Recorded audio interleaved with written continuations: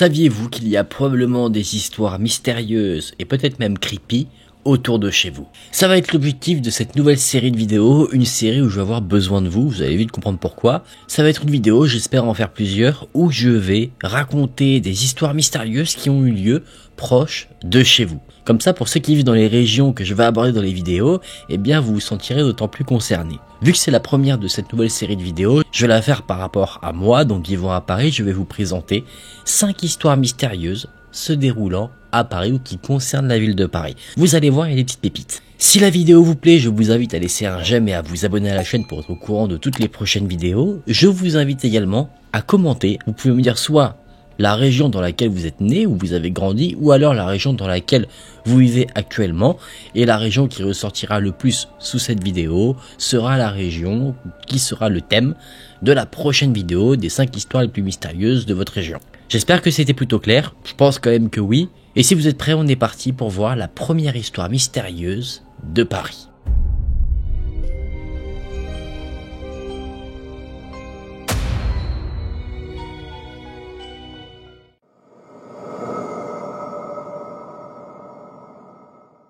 L'Opéra Garnier, un des lieux les plus emblématiques de la capitale qui a été inauguré en 1875. Ce lieu consacré à la musique, à l'opéra comme son nom l'indique, cache en ces lieux un sombre secret.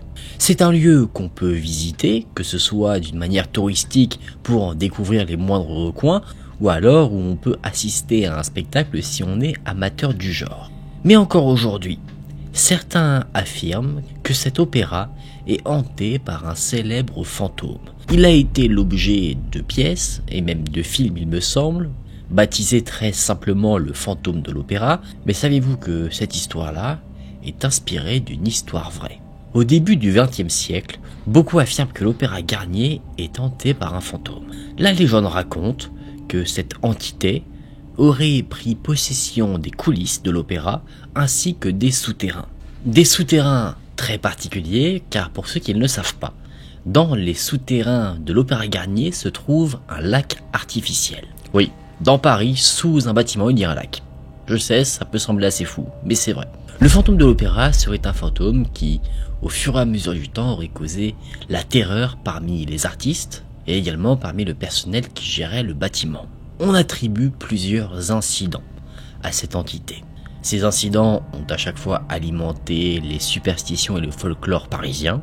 Par exemple, parmi ces incidents, il y aurait des chutes de lustres alors qu'il y a des représentations en cours, des morceaux de décor qui se déplacent mystérieusement, ou alors des voix, des sortes de chuchotements qui se font entendre sans qu'on arrive à en déterminer la provenance. On raconte que ce fameux fantôme de l'opéra aurait été très obsédé par une jeune chanteuse. Cette jeune chanteuse était très prometteuse. Cette jeune fille du nom de Christine Daae aurait inspiré le personnage du même nom dans la pièce de théâtre Le fantôme de l'opéra. On raconte que c'est le fantôme lui-même qui aurait appris le chant à la jeune fille et que de par toutes ces leçons de chant, le fantôme serait tombé amoureux de celle-ci. Et c'est cette histoire d'amour qui a été ensuite adaptée, que ce soit au cinéma ou au théâtre. Au cours du temps, il y a eu des enquêtes qui ont été réalisées pour savoir si les incidents qu'il y a eu dans l'opéra étaient dus à quelque chose que l'on peut expliquer ou alors s'il y avait bien quelque chose de surnaturel qui se cachait dans l'opéra. Rien n'a pu être clairement démontré, que ce soit des explications rationnelles comme des explications irrationnelles. Le mystère du fantôme de l'opéra est donc encore entier. On suppose que le fantôme n'est peut-être pas un fantôme mais un artiste défiguré qui se cache dans l'opéra et qui, ne pouvant exercer sa profession suite à sa déformation, empêche l'opéra de fonctionner, empêche les autres artistes de prospérer en sabotant à sa manière les diverses représentations qu'il peut y avoir. D'autres affirment que le fantôme de l'opéra est bel et bien un être surnaturel qui a pris possession des lieux pour se venger. Se venger de quoi? On ne sait pas. Aujourd'hui, le mystère du fantôme de l'opéra est encore un mystère. Ça n'a jamais été résolu, bien que il n'y ait plus vraiment d'incidents qu'on associe à ce fameux fantôme, mais quoi qu'il en soit, c'est une histoire qui colle à la peau de l'Opéra Garnier, qui fascine encore et qui pousse encore de nombreux touristes à visiter l'opéra, dans l'espoir de peut-être assister à une manifestation de ce fantôme qui a alimenté le folklore parisien.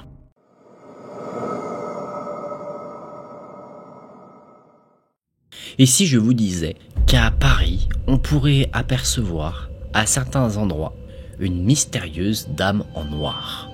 Inquiétant, n'est-ce pas? C'est quelque chose qui me donne pas vraiment envie de sortir la nuit. Depuis des décennies, il y aurait des témoignages qui font état d'une mystérieuse dame en noir, très étrange, qui apparaît à divers endroits. Elle n'est pas dans un quartier en particulier, et personne ne sait dire qui elle est. On raconte qu'elle se matérialise et disparaît soudainement sans laisser de traces derrière elle. Elle est décrite comme une silhouette très élégante, qui traverse les rues, presque en glissant. Surtout dans les lieux les plus historiques de la ville, on ne risque pas de la croiser à la Défense par exemple, plutôt dans le vieux Paris. Et certains qui témoignent l'avoir vue affirment que lorsqu'elle se montre à quelqu'un, un froid glacial se fait sentir. Tous les témoignages ont certains points communs.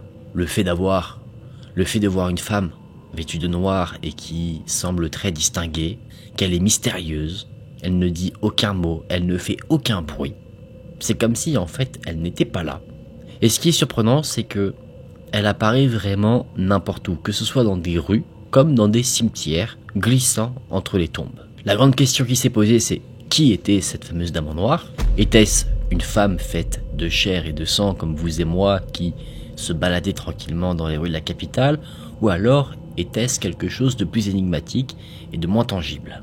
Beaucoup ont eu des théories qui ne se sont jamais vérifiées. Beaucoup affirment que c'est un fantôme, une entité surnaturelle, un esprit tourmenté, pour quelle raison on l'ignore. Ou alors, certains affirment même que cette fameuse dame en noir est une incarnation symbolique de la ville elle-même. Que cette femme, clairement, c'était la ville de Paris humanisée en quelque sorte. Les Parisiens les plus curieux cherchent toujours à apercevoir sa présence dans les rues de la capitale, mais au fur et à mesure du temps, les personnes affirmant l'avoir aperçue se font de plus en plus rares.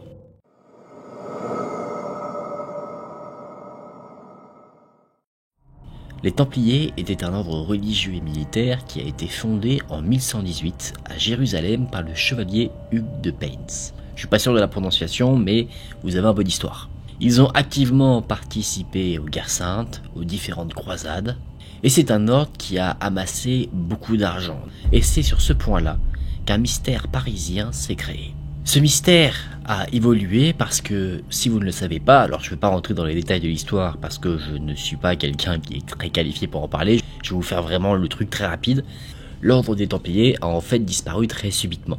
En fait, on les a tous décimés, tous arrêtés, tous exécutés, parce qu'ils ont refusé de payer quoi, je ne sais pas, des impôts, une redevance, une rançon, peu importe, mais de donner de l'argent à un roi, Philippe le Bel, et donc, étant mécontent de ce refus, et sachant que l'ordre des Templiers était un ordre concurrent à la royauté dans le sens où ils avaient un certain pouvoir, eh bien Philippe le Bel a décidé de mettre fin à tout ça. C'est vraiment très vague, hein. Ceux qui sont passionnés d'histoire et qui connaissent beaucoup mieux le sujet que moi vont me détester.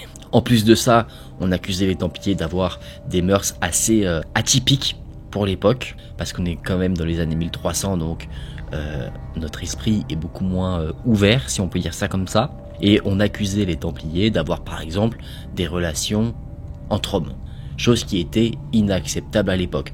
Est-ce que c'était vrai? Ça, on n'en sait pas vraiment, mais ils étaient accusés de ce genre de choses, et comme vous vous en doutez, eh bien les relations entre personnes du même sexe à une certaine époque, c'était très mal vu, et généralement, on pouvait mourir à cause de ça.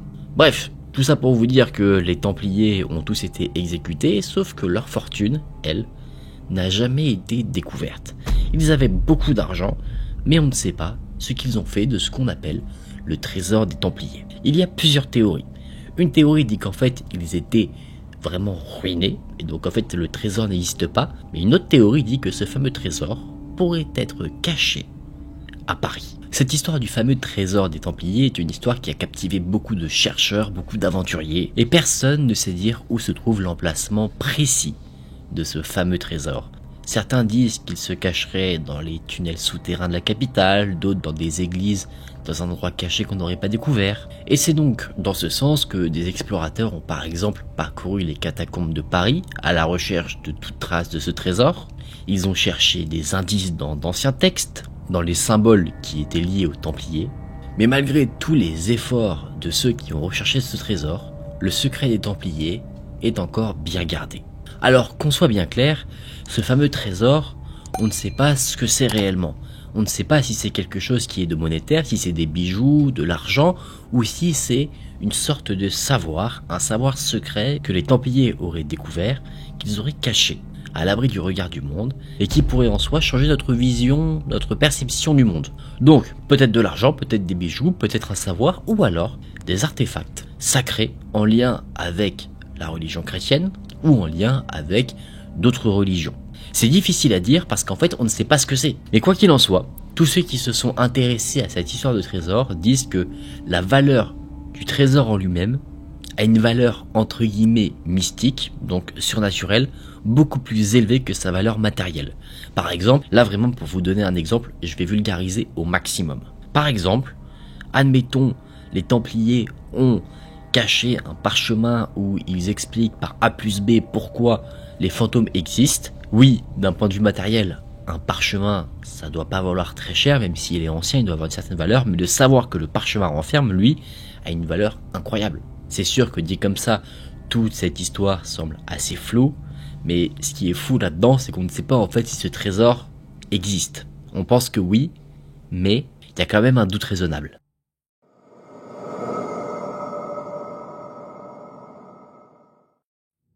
Bon, là on va rentrer dans quelque chose déjà d'un peu plus sordide. En 1897, le corps mutilé d'une jeune femme non identifiée a été découvert dans le parc Monceau, un des parcs les plus pittoresques de la capitale. Cette macabre découverte a choqué la population et ça a donné naissance à une enquête très complexe. La victime, quand on a analysé son corps, on a remarqué qu'elle avait sur elle des blessures et des traces de violence. On a donc pensé immédiatement qu'elle avait été victime d'un crime extrêmement brutal. Vu qu'on a maintenant un tueur qui effectue des meurtres violents, la police lance une enquête pour l'arrêter le plus rapidement possible. Le parc où le corps a été retrouvé est passé au peigne fin, les environs du parc également. Des témoins sont interrogés, des analyses médicales plus poussées sont faites sur le corps de la victime pour essayer de reconstituer ses derniers instants. Sauf que, malgré tous les efforts mis en place par la police, l'identité de cette fameuse victime n'a jamais été établie. Impossible de savoir qui c'est. On ne sait donc pas quel est son nom, mais on ne sait pas non plus vraiment comment elle a perdu la vie. On sait qu'elle a été attaquée par quelqu'un, mais impossible de déterminer réellement quelles sont les causes de sa mort. Immédiatement, quand on a un crime non résolu, il y a des théories qui émergent à côté. Certains disaient que la victime était une femme, étrangère, de passage dans la capitale, et qu'elle a fait juste une mauvaise rencontre au cours de sa visite. D'autres disent que c'était une femme qui était mêlée à des activités criminelles. Et parmi les théories les plus sombres, certains disaient que elle était peut-être l'une des victimes d'un tueur en série actif dont on nous aurait caché l'activité. L'affaire est donc devenue, en France, ce qu'on appelle une cold case, un crime qui n'a jamais été résolu.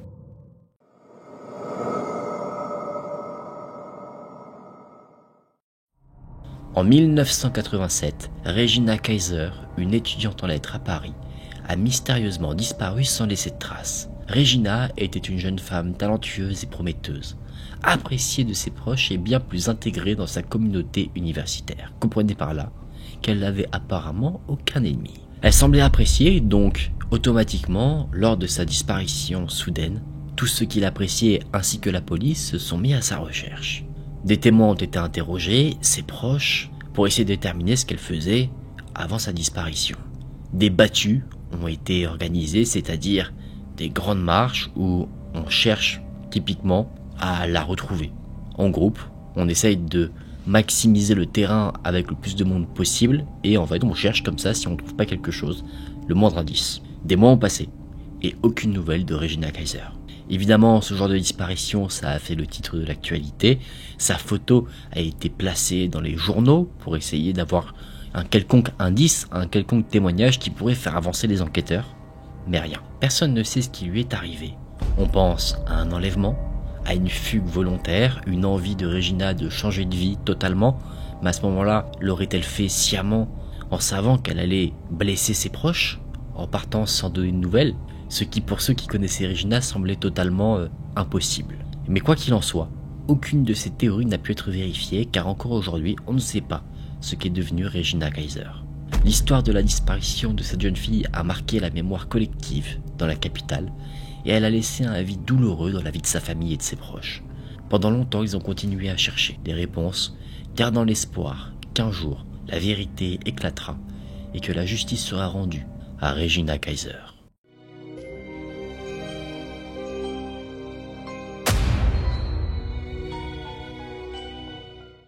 Et voilà les amis, on a fini pour ces 5 histoires mystérieuses sur Paris. Alors je suis pas forcément allé dans les détails parce que déjà ce sont des histoires mystérieuses, c'est des choses qui font partie du folklore parisien, donc on n'a pas beaucoup de détails. C'est ça aussi qui fait toute la beauté de la chose, c'est que ça reste du mystère. Donc évidemment, ce ne sont pas des choses qu'on peut vraiment affirmer à 100%. Pour vous donner un exemple, c'est un peu comme si je vous racontais l'histoire de la Dame Blanche. On peut avoir plusieurs versions, mais on n'a rien à chaque fois de vraiment très détaillé, de très tangible. Donc voilà, à prendre avec des pincettes. Prenez pas toutes ces histoires comme quelque chose de vraiment... oui, il y a ça, il y a ça, il y a ça. C'est du folklore, c'est des croyances, des légendes. On y croit, on n'y croit pas. Ça, c'est libre à nous. C'était pour vous montrer un petit peu le type d'histoire que je pourrais vous présenter sur cette série de vidéos. Vous n'hésitez pas à me dire en commentaire de quelle région vous venez ou alors dans quelle région vous habitez. Si vous voulez aussi ajouter à cela déjà quelques mystères connus de vos régions, c'est avec plaisir que j'irai voir tout ça. Si la vidéo vous a plu, n'hésitez pas à laisser un j'aime et à vous abonner. Vraiment, c'est très important. Je vous laisse mon Instagram juste ici si vous souhaitez me suivre, me faire un retour sur ce type de vidéo, me suggérer peut-être des histoires mystérieuses par rapport à là où vous vivez avec un peu plus de détails. Si vous en connaissez, c'est avec plaisir que j'irai prendre tout ça. Ça pourrait être intéressant, je pense aussi, d'inclure pourquoi pas des témoignages d'abonnés qui vivent dans les régions dont je vais parler dans les vidéos. Ça pourrait être quelque chose d'assez cool. En tout cas, j'espère que vous avez passé un bon moment. C'était un plaisir pour moi de vous partager ce type d'histoire. C'est vraiment un type d'histoire que j'affectionne énormément. J'espère que vous avez tout aussi hâte que moi de découvrir les différentes histoires des régions. Nous, on se dit à très vite dans une prochaine vidéo. Prenez soin de vous les amis, c'était Aiken. Salut!